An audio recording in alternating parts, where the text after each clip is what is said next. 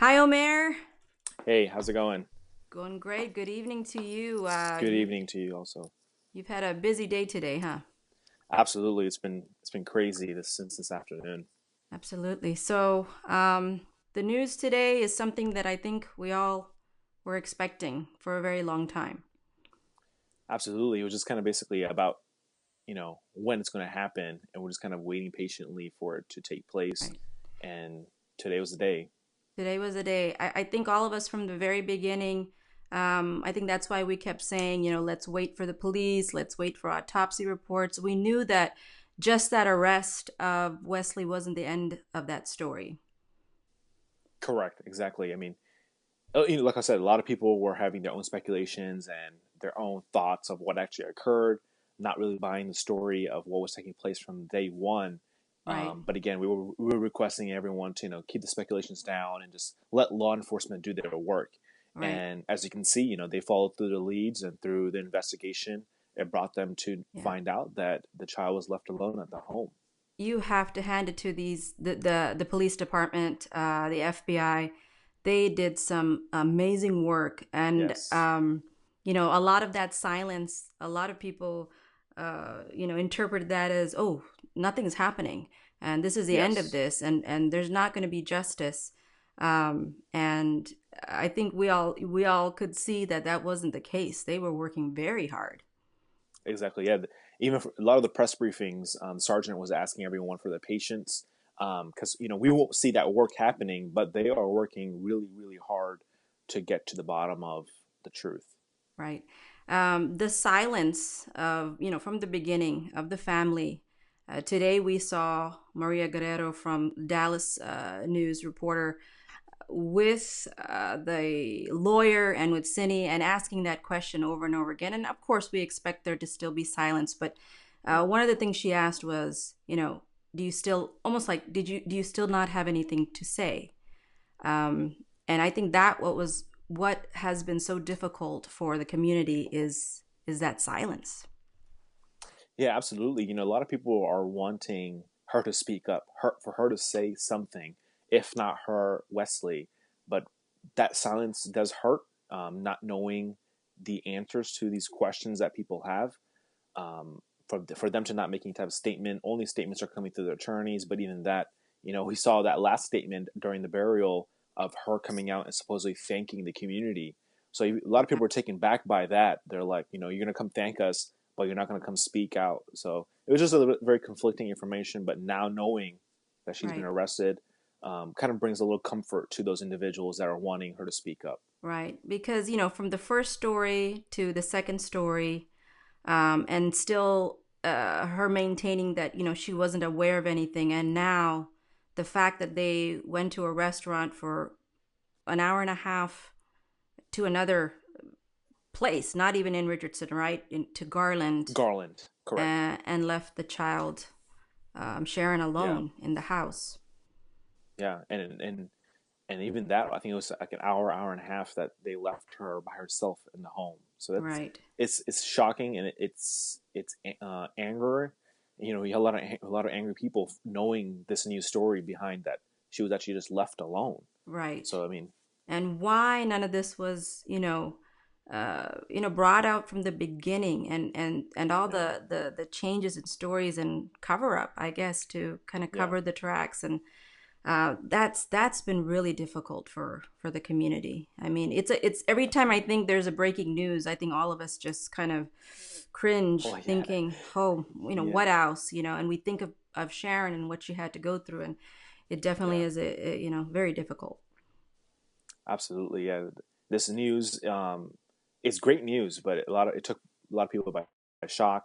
I mean, we kind of knew that was going to happen. Right. I myself was kind of expecting this to take place earlier, but I mean, it Yeah, takes time for law enforcement to make sure they have everything in place to absolutely. do an arrest warrant and arrest her. Yeah. I think them taking their time and just leaving no stone unturned Hmm. has made this such a kind of a clean case. I mean, everything has been Yes. very methodical, and I really applaud them. They've done a great job. Absolutely. Absolutely. This news story, Omer, again, every story that we hear now, there's still questions. Mm. Why would you leave a child, a 3-year-old, in a home alone and go somewhere? And again, begs the question of, was something already wrong? And I believe they had stated that when they returned home, she was still where they left her in the kitchen. Um, Correct. but that's really hard to believe. Absolutely, yeah. Even throughout this entire situation, even this new story, they're still sticking by the milk. That she Yeah, wasn't drinking the milk, so that it's kind of, was milk even really involved? And again, that's going to be when the autopsy results come out. That's when we'll have that information and that knowledge. right, But for them to just be sticking to that story and just kind of adding on different stories to it, right. it's difficult. It's really difficult. And I know you have gone through a lot. Just, I think you've even gotten some threats from people. I haven't Yeah, done half near as the amount of videos and communication with people as you have, but I've also received lots of hateful yeah, comments, and I seem to notice there's 3 groups of people out there, if I may categorize at all. One would be, there's a group that stands by the parents, not necessarily their innocence, but just saying, hey, let's wait for the story to come out and let's not correct. hurl stones. Then there's a group of people that are, saying, well, these are just horrible, evil people. They went out, they adopted a child only to bring her here and to do this to her.